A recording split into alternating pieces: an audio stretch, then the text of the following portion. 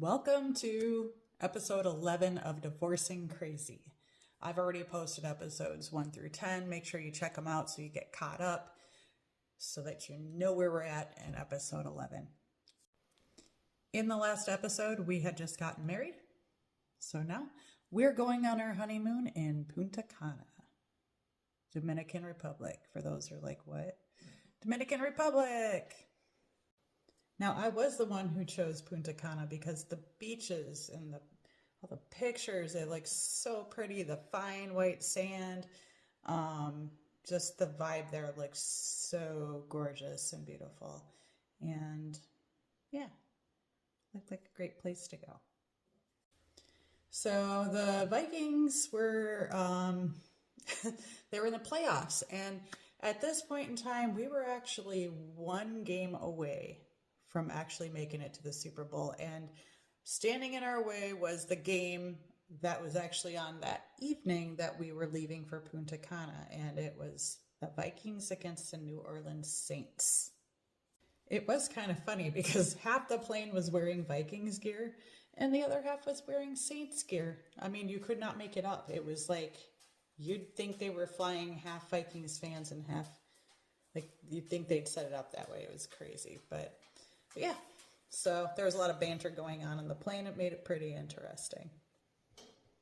It turns out we stayed at like the Sleepy Resort. Everything around 9 p.m., I think, or 10 p.m., one of the two. I think it was 10. I don't know. Whatever. They're both too early at a resort for everything to shut down.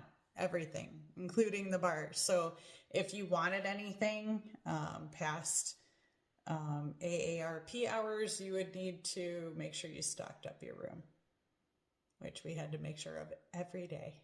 But the resort, it was beautiful. It was totally beautiful. Everything that I had totally expected. So that was probably the great part. It had all the restaurants it promised.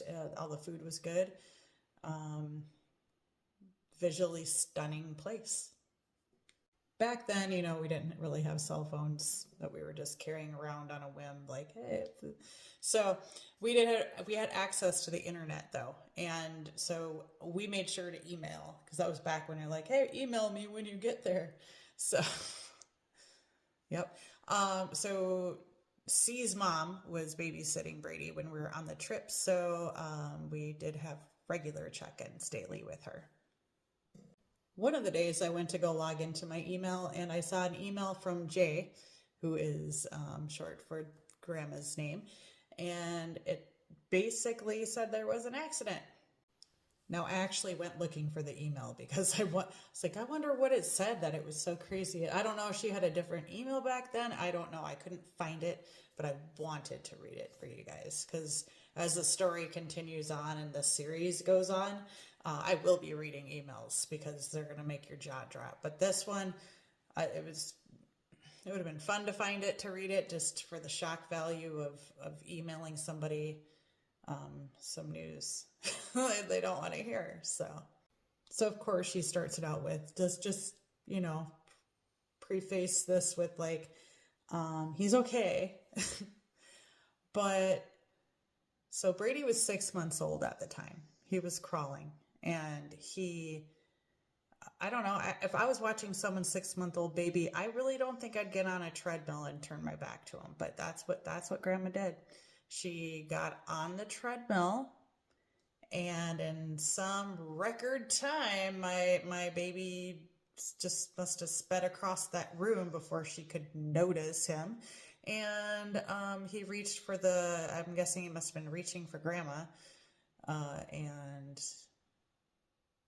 yeah, his little baby thumb got stuck in her treadmill. I found out by email in another country. I'm pretty sure I remember the part of the email where it said like, and we had to take the treadmill apart to get his thumb out, but he's fine. Like they didn't even take him to the emergency room or anything. They just wrapped it up and called it good. So I came home to this little baby with this big thumb of gauze. Oh Lord, that kid's favorite word, I think, for a whole month was owie. Look at his owie. Look at his owie. Poor Brady. Seriously, the first thing I thought of was like, oh no, this kid will never be able to be a hand model. Opportunity number one ripped from him. Thanks, Grandma. He could have been a hand model, but no, not anymore. So as I'm filming this now, he is 17. This happened when he was 6 months old. He was nice enough to let me take a picture of it, like today. So you can see what it looks like today. That is what it grew into. That is where his skin was ripped off of his finger. And now his scar at 17. So, yeah, it's just fine. Oh, my Lord.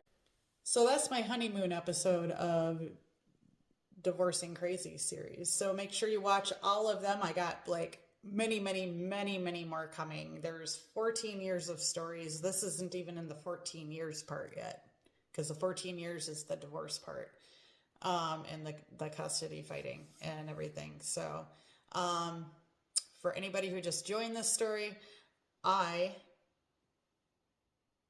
won court last year, January of 2025. My ex-husband was found guilty of alienation.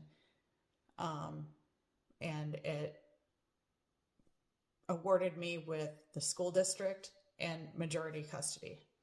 So if there's anybody out there who's, you know, I know a lot of people watch these for the giggle time or the WTF factor, but also I want to make sure that any moms or dads out there, I'm not picking one side or the other, because it's usually just a personality problem. It's not a mom problem or a dad problem. There's a problem with alienators, and they do it for no reason. And a lot of parents out there are having their children taken from them for no reason. And my child was not taken from me, but my parenting time was not respected. The court orders were not respected for an entire 14 years. And a judge just brushed it underneath the rug. And the same judge found him guilty last year. So there's hope, there's hope. Watch my videos. Eventually I'm going to get to that part. So stay tuned. Make sure you sub to me. That's important to keep me going here. So thanks for watching. Stay tuned for episode 12. I haven't picked out the topic yet. I have to think of what happened next in our lives, because it's all in sequential order. So thank you for watching. Thanks for subbing. Have a great day.